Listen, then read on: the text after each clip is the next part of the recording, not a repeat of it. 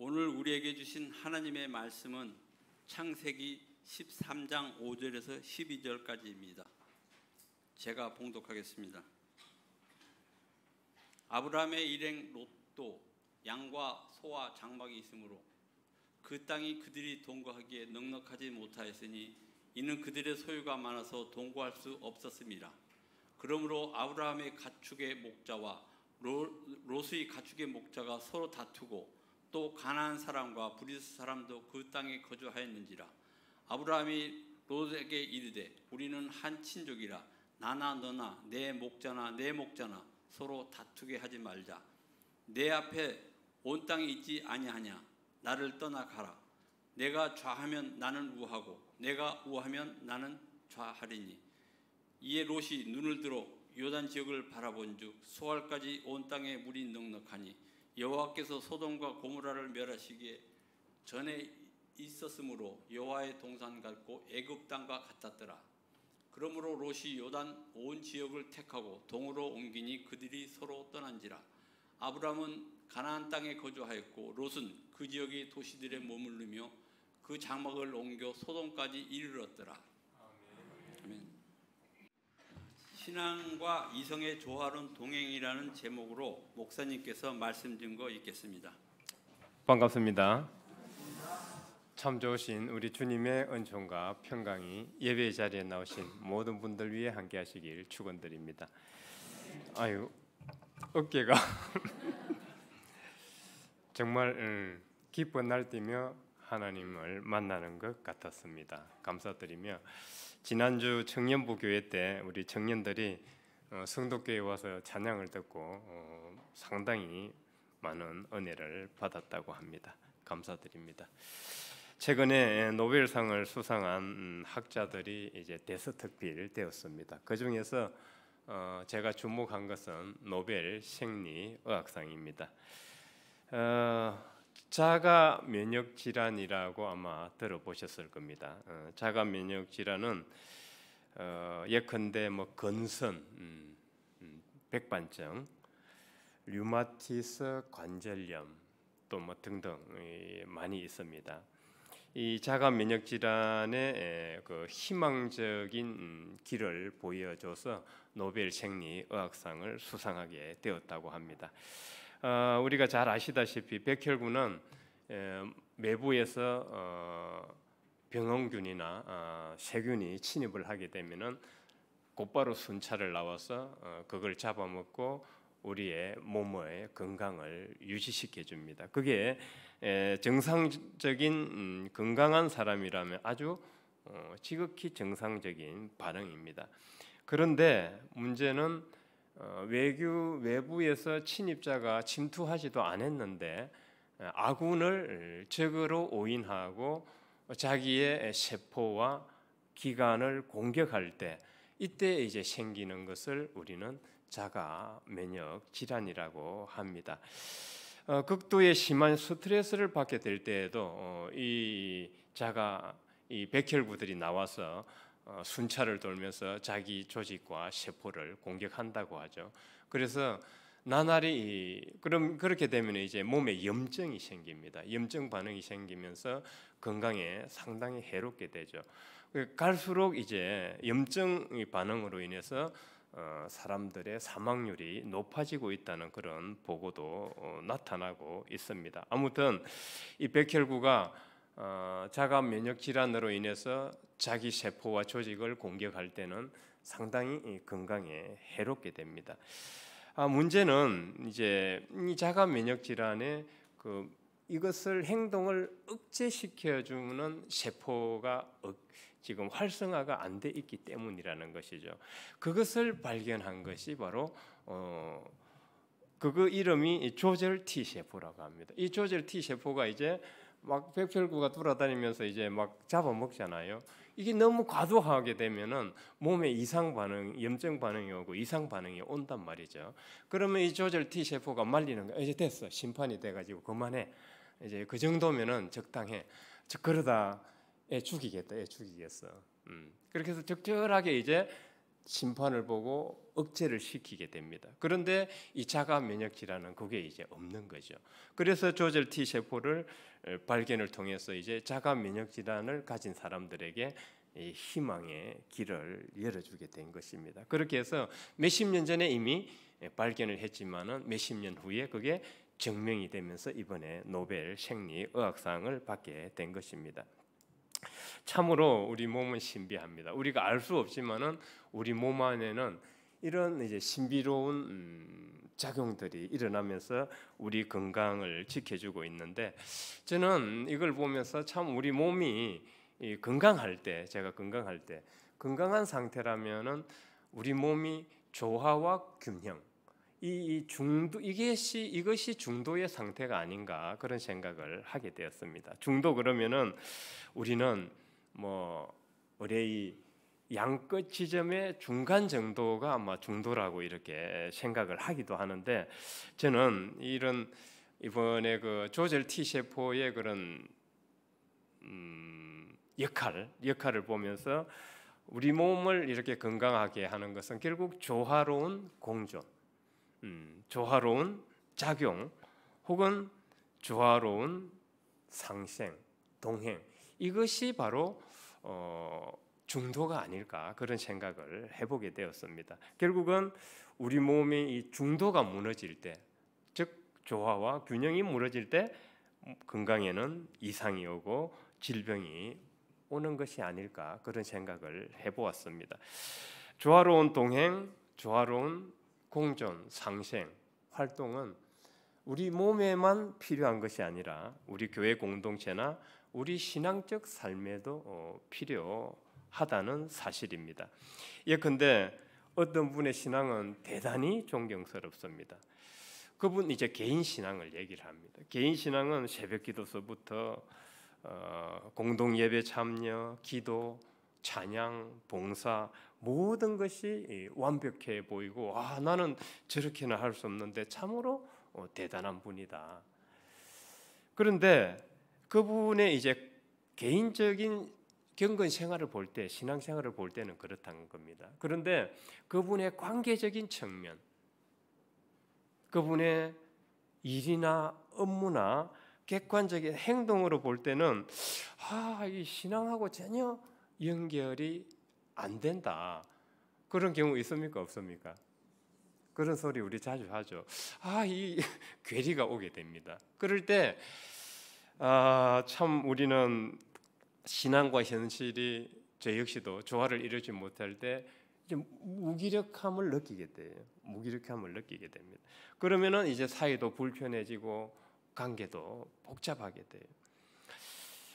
그래서 우리는 이 신앙을, 이 현실과 조화를 이루는 것이 중요한데 이게 많이 약한 경우가 많은 것 같습니다. 어떤 목사 부부가 자기 자녀가 아픈 것을 신앙적으로 해결을 한다고 병원에 가는 대신에 교회에 2주 동안 가두어 놓고 막 금식기도 하고 시키고 그랬어요. 그 아이가 어떻게 되었을까요? 과거에 신문에도 났었잖아요. 결국은 자기 자녀를 잃게 되었어요. 안타깝게도. 그 목사 부부는 쇠고랑 차게 되었죠. 우리는 그 목사 부부의 신앙적 행동을 어떻게 평가할 수 있겠어요? 자가 면역 질환에 걸린 것처럼 저는 그 목사 부부는 신앙 면역 질환에 걸린 게 아닌가 그런 생각을 해보게 되었습니다. 현실과의 부조화. 우리는 신앙과 현실을 영역을 분리된 영역으로 보게 될 때 이런 문제가 발생을 하게 됩니다. 무조건 믿음으로 해결하고 현재 문제를 해결한다는 식은 상당히 위험합니다. 이렇게 되면 우리 신앙인이 그 목사 부부처럼 신앙 면역 질환에 걸리게 된 마련입니다. 그렇게 되면은 그렇게 이제 자기 삶에 전반적으로 그런 방식이 지배하게 되면은 관계와 일과 행동에서 무분별한 행동을 하게 되고 비현실적인 행동을 하게 되고 일방통행을 하게 될 가능성이 커집니다. 심지어 요즘과 같이 적 그리스도가 많은 시대에 너도 나도 지금 메시아다, 재림 예수다 하고 나타나는데 이런 시대에 그런데 현실과 신앙이 부조화를 이루고 이성적 역할을 못하게 되면은 그쪽으로 빠져들기 십상이죠. 제가 아는 그 지인의 자녀는 그쪽에 빠져가지고 나중에 자기 부모를 사탄이라고 그래요. 자기 부모가 목사인데도 사탄이라 그러면서 막 자기 부모를 공격을 합니다. 참 이런 어처구니 없는 일들이 왜 벌어져야 하는 걸까요? 그래서 이 신앙과 이성이 조화로운 동행을 하지 않을 때는 자가 면역 질환처럼 우리는 신앙 면역 질환에 걸려서 상당히 위험한 상황에 처할 수도 있다는 것을 생각해 보게 되는 것입니다. 그 부메랑은 결국은 신앙적인 면이나 가정의 문제나 직장에서 문제가 생길 때 결국은 그 부메랑은 자기가 다 받을 수밖에 없는 것입니다. 신앙과 믿음이 좋다는 거 우리가 할 때는 이제는 좀 더 생각을 해봐야 됩니다. 현실과 과연 잘 조화를 이루는가? 오늘 본문에 등장하는 아브라함은 이를 잘 보여준 인물로 소개되고 있습니다. 신앙과 현실은 동떨어진 영역이 아니라 갈등이 일어날 수 있는 구체적인 상황에서 이성적으로 판단하고 관계를 깨지 않기 위해서 양보하는 선택을 통해 이루어진다는 것을 잘 말해주고 있는 본문입니다. 아브라함과 조카 롯은 하나님의 축복으로 지금 부자가 되었습니다. 지금 금값이 천정부지로 치솟고 있죠. 어제 구역장 모임을 하는데 우리 모 구역장님이 금을 샀는데 금값이 올라가지고 몇백을 벌었다고 그러셔요. 지금 뭐 몇천만 원 넣어도 이자 뭐 없죠. 이자 거의 없습니다. 저도 이 금이 하나 있어요. 금이 하나 있어요. 무슨 금이겠어요 이게? 결혼 반지. 23년 전에 한 돈 반. 그때 10몇만 원 주고 산 게 지금은 100 몇십만 원 돼요. 12배 올랐더라고. 나도 이 설교 준비하면서 이거 보니까. 아브라함하고 롯하고 하나님의 축복으로 부자가 되었는데 금은 얼마 지금 가졌어요. 3,000년 전이었는데도 이 금이 가치가 높았던 것 같아요. 인간 세상은 그런 것 같습니다. 그 당시 금만큼 가치가 높았던 것이 가축이에요. 가축. 재산이단 말이에요. 둘 이제 부자였으니까 둘 다 가축을 많이 가지고 있었죠. 가축이 많으면 뭐가 필요해요? 풀 먹이는 풀밭이 필요할 거 아닙니까? 그럼 토지 문제가 생길 수밖에 없죠. 아브라함은 이 조카로과 이 생기는 갈등의 문제를 잘 주시하고 있었습니다. 이걸 어떻게 해야 할까? 현실적으로 상당히 고민했을 것 같아요. 성경의 행간에는 그게 지금 다 생략되어 있지만 오늘날의 우리 상황에 적용해 본다면은 그런 갈등 문제 우리도 많이 있죠. 현실적인 가족 간의 재산 문제, 가족 간의 갈등, 이해관계 충돌, 이 세대 간의 가족 간에도 지금 우리 부모님들 세대와 자녀들 세대 대화 잘 돼요. 대화 쉽지 않을 겁니다. 저도 지금 벌써 이 갭이 많이 느껴져요. 상당히 그 중압감이 들어요. 야, 앞으로 이제 어떻게 이 자녀와 대화를 해 나가야 될까? 저도 벌써 그 중압감을 느끼고 있어요. 이런 문제들이 이제 현실적인 갈등, 마찰이라고 볼 수 있는데요. 아브라함은 지금 롯과 생기는 문제를 잘 지켜보고 있었습니다. 아브라함의 신분을 본다면 그 당시 부족의 족장의 위치고 집안의 가장 큰 어른이었고 그리고 신앙적으로도 봐도 하나님과 일문일답하는 사람이었습니다. 그 당시는 중재자였죠. 이 정도의 권위와 지위를 가지게 되면 대부분 어떤가요? 겸손해야죠. 겸손해야죠. 그런데 이 세상은 그렇지 않은 것 같아요. 대부분 그 정도 위치에 올라가면은 이제 그 권위로 누르려고 하죠. 누르고 자기가 더 우뚝 서려고 해요. 더 교만해집니다. 감히 나한테 덤벼. 아마 조카의 아브라함의 신분과 지위 같으면은 그 당시 법이었어요. 자기 마음대로 조카의 잘못을 지적하고 질책하고 자기 마음대로 결정할 수 있었습니다. 그런데 그 아브라함의 존경스러운 점은 바로 이런 점이에요. 자기가 그런 위치에 있었음에도 불구하고 겸손했어요. 그런 권위의 폭주, 신분의 폭주, 연륜의 폭주를 이성적으로 케어를 했습니다. 이 점이 저는 대단히 존경할 만합니다. 그래서 창세기 13장 8절에서 9절 아브라함은 조카에게 이렇게 제안을 합니다. 우리는 한 친족이다. 다투지 말자. 내가 자하면은 나는 우할 것이고 내가 우하면은 나는 자하겠다. 그러니까 뭡니까? 지금 이성적으로 해결을 하려고 하는 거예요. 지금 현실적인 갈등을 신앙으로 그냥 밀어붙여서 믿어 이것이 아니라 이성적으로 해결을 하려고 해요. 그 토지를 잘 균등하게 분할을 해서 이성적으로 해결을 하려고 했습니다. 그런데 여기에 이성적으로만 해결한 것이 아니라 뭐가 깔려 있죠? 신앙의 밑받침이 깔려 있어요. 자, 볼까요? 내가 자하면 나는 우하겠다. 내가 우하면 나는 자하겠다. 뭡니까? 조카 롯에게 먼저 좋은 땅을 선택할 수 있는 우선권을 준 거 아니겠어요?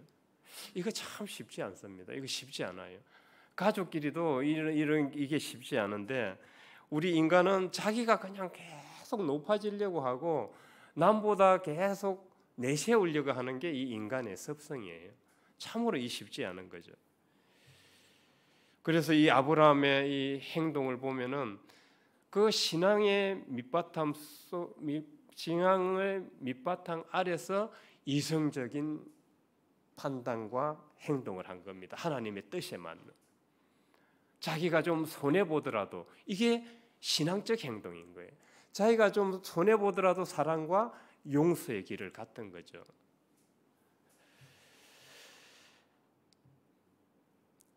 여기에 감동 안 할 사람 없고 조카 없죠. 그 조카 롯은 감동했을 것입니다. 그 행간에 저는 그것이 생략되어 있다고 봅니다. 그렇게 해서 아브라함은 평화의 성령의 열매를 맺게 되죠. 갈라디아서 22장 5장 22절로 3절을 보면은 성령의 9가지 열매가 나오는데 그 중에 평화, 화평을 도모하는 게 성령의 열매입니다. 그래 이 신앙인은 예수님이 복음서에서 말씀하셨듯이 참된 신앙인은 그 열매를 보고 안다 그러셨죠. 열매. 결국은 현실과의 괴리가 생기면은 그 문제를 해결을 해야 되는 거죠. 문제를 평화롭게 해결을 해야 되는 거예요. 그렇게 해서 아브라함은 조카 롯에게 어른으로서 정말 어른으로서 신앙의 진면목을 보여준 거예요. 아브라함이 조카 롯에게 파격적인 제안을 하자 롯은 이제 정말 그 요단 지역 물 좋은 곳을 물과 초지가 좋은 것을 선택을 하게 됩니다. 그럼 아브라함은 어떻게 해요? 겹치지 않게 했다니까 아브라함은 이제 반대로 가려고 했는데 하나님께서 이런 아브라함의 행동을 좋게 보실 수밖에 없죠. 좋게 보실 수 인간적으로는 세상에서 조금 손해 보는 것 같은데 하나님께서는 좋게 보신 거예요. 좋게 보시고 오늘 본문 뒤에 14절에서 15절을 보면은 내가 서 있는 곳에서 동서남북을 바라보라. 다 그곳을 너에게 주겠고 앞으로 자손 대대로 영원히 그 땅을 기업으로 주겠다. 이 하나님은 그런 아브라함의 행동을 정말 예쁘게 보신 거예요. 제법 예쁘게 보신. 그래서 히브리서 기자가 아브라함을 믿음의 조상의 반열에 세우게 되는 것이죠. 아브라함이 괜히 믿음의 조상이 되는 것이 아닙니다. 그래서 신앙적 행동이란 현실을 외면한 것이 아니라 갈등이 있을 때 그 갈등을 잘 조화롭게 해결하고 같이 더불어서 평화롭게 손잡고 가는 것이죠. 이제 다가오는 주일이 새생명 축제 주일이기도 하고 종교개혁 주일이기도 합니다. 종교개혁 주일에 꼭 강조하는 세 가지가 있어요. 오직 성경, 오직 은혜, 오직 믿음. 우리는 이 종교개혁의 이 세 가지 모토를 잘못 이해해가지고 오직 믿음 그러면은 이성적인 행동이 필요 없다 이렇게 착각하는 경우가 있어요. 그래서 어떤 내 신학교 공부할 때도 어떤 신학생들은 그래요. 뭐 이성적으로 야 이거 좀 잘 생각해보자 그러면은 자유주의가 쉽게 말해서 복음주의는 이제 하나님 뜻대로 말씀대로 한다는 거고 자유주의라 그러면은 인본주의라는 소리예요. 너희 완전 인본주의다 이렇게 착각하는 경우가 많아요. 그렇지 않습니다. 루터가 말한 이 오직 믿음에는 이성적 역할이 포함되어 있습니다. 현실과 조화를 이루어야 하는 이성적 역할이 포함되어 있어요. 내가 지금 암이 걸렸는데 믿음으로 치유하겠다고 지금 교회 안에서 막 기도만 하고 병원을 안 가겠다. 그럼 어떻게 되겠어요?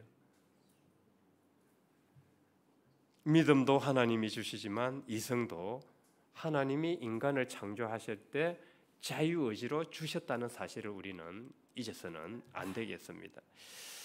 그러나 이성으로는 하나님을 믿는데 한계가 있다는 사실 역시 우리가 간과해서는 안 됩니다. 하나님은 성부, 성자, 성령이라고 우리는 알고 있습니다. 하나님이 성부이다가 성자이기도 하고 성령이기도 하다. 이걸 우리가 이성적으로 어떻게 이해를 하겠어요?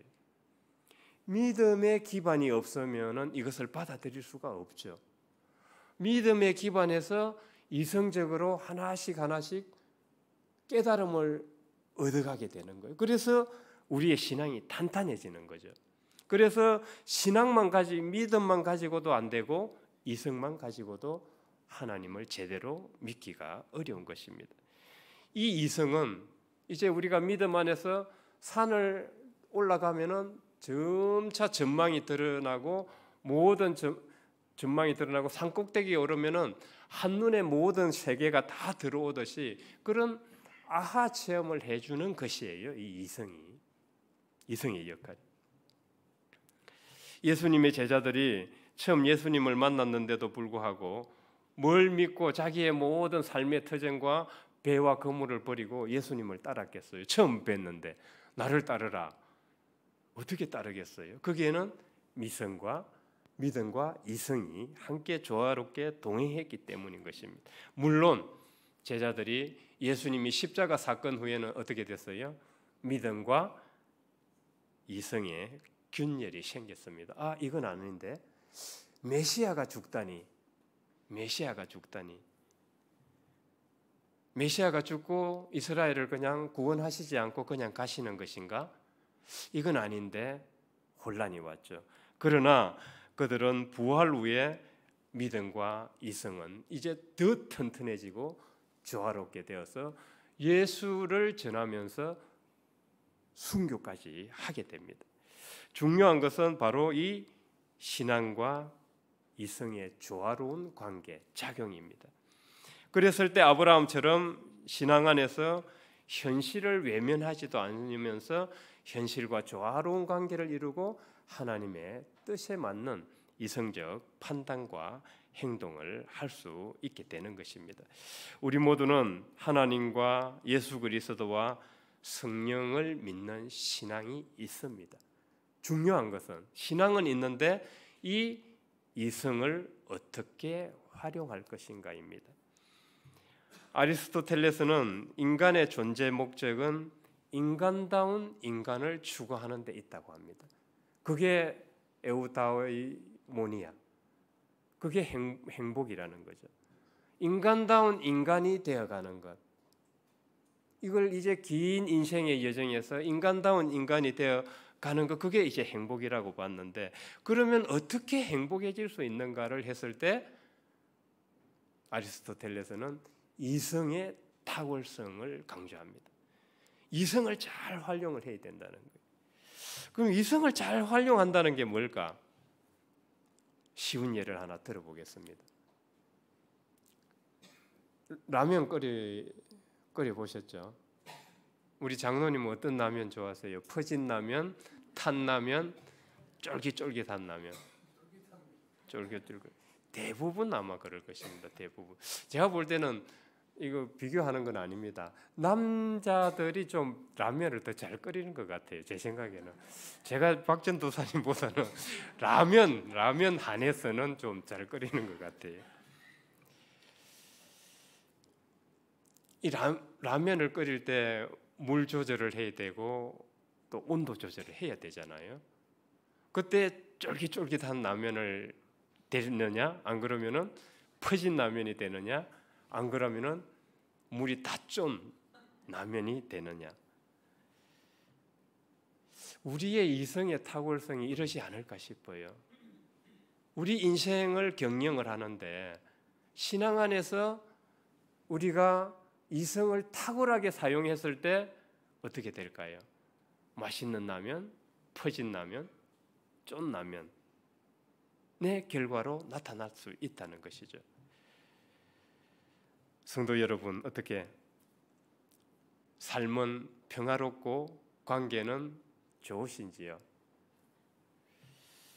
만일 그렇지 않다면은 내 신앙이 지금 기쁘지 않고 평화롭지 않고 행복하지 않다면은 나의 신앙과 이성이 아직 서로 조화롭게 작동하지 못하고 있고 현실과 아직 여전히 부조화하고 괴리감이 있다고 우리는 봐야 합니다.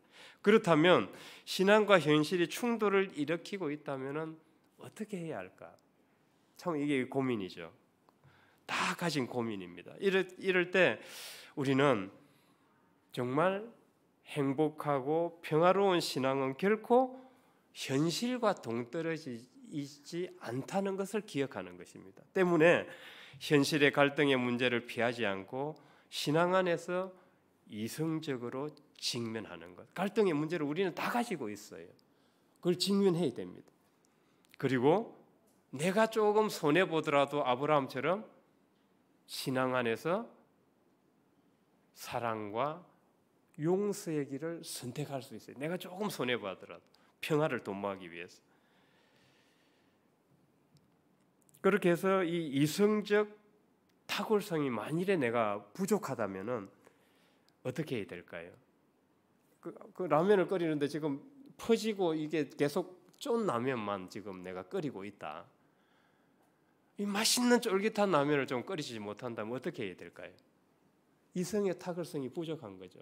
그렇다면은 요즘 시대의 추세, 문화를 공부를 해야 돼요. 읽어내야 됩니다. 그리고 지금 세상이 얼마나 떠들썩합니까? 인터넷 범죄와 보이스피싱을 주도하고 있는 그 캄보디아의 범죄 단체. 지금 난리도 아니죠. 왜 그들에게 직업 사기를 당했어? 물론 나름대로 이유가 있겠지만 제가 생각할 때는 이성적 판단과 행동이 여전히 결여되어 있다는 생각을 했습니다. 우리가 지금 보이스피싱 당하지 않으려면 어떻게 해야 돼요? 거기에 대한 정보가 있고 배워야 됩니다. 배워도 속아요. 배워도 우리 구역장 모임 하는데 한 분이 그러시더라니까 다 알고 있는데도 전화가 오면은 돈을 보내려고 하는 거예요. 그리고 어떤 분은 보내기 직전까지 갔답니다. 보내기 직전까지. 그래서 딸이 말려서 클릭을 안 했대요. 알고도 속아요. 알고도. 서미싱은 어때요? 문자 왔는데 뭣도 모르고 그냥 링크 턱 눌렀다가는 이제 핸드폰 정보 탈탈 다 틀려요. 서미싱, 보이스피싱. 여기에 대한 정보가 있어야 학습을 해야 되겠죠. 학습을 배워야 돼요. 그렇게 해서 이 우리 신앙과 현실이 조화를 이루어 가야 됩니다. 그들의 사기 채용 공부에 당하지 않을 수 있고, 그리고 이상한 적거리서도나 그런 종교에 빠지지 않을 수 있고, 보이스피싱이나 인터넷 범죄에 걸려들지 않을 수 있습니다. 그동안 무의식적으로 나의 판단과 생각이 옳다고 생각하며 그렇게 행동해 왔다면 나 때는, 그러나 지금은 아닐 수도 있어요. 이제부터는 신앙 안에서 하나님의 뜻에 맞는 그런 이성적 판단과 행동을 우리는 배우고 그렇게 해야 됩니다. 이것이 가정에서, 교회 공동체 안에서, 일터에서 이루어진다면 자연히 관계가 화목하고 나의 일과 삶도 행복해질 것입니다. 그렇게 해서 우리 본 성도교의 성도들은 모두 다 행복하고 관계가 평화롭고 기쁜 신앙을 해나갈 수 있길 주님의 이름으로 축원드립니다. 사랑의 하나님, 오늘 말씀을 통해 우리 신앙이 현실과 분리되지 않고 이성과 함께 조화롭게 걸어가야 함을 깨닫게 하시니 감사합니다. 아브라함처럼 갈등 앞에서 양보와 평화를 선택하게 하시고 감정에 휘둘리지 않고 하나님의 뜻에 합당한 이성적 판단과 행동을 하게 하옵소서. 우리의 생각과 마음을 성령으로 다스려 주셔서 삶의 자리에서 믿음과 지혜로 하나님의 영광을 드러내는 성숙한 신앙인으로 살아가게 하여 주옵소서. 예수님 이름으로 기도드립니다. 아멘.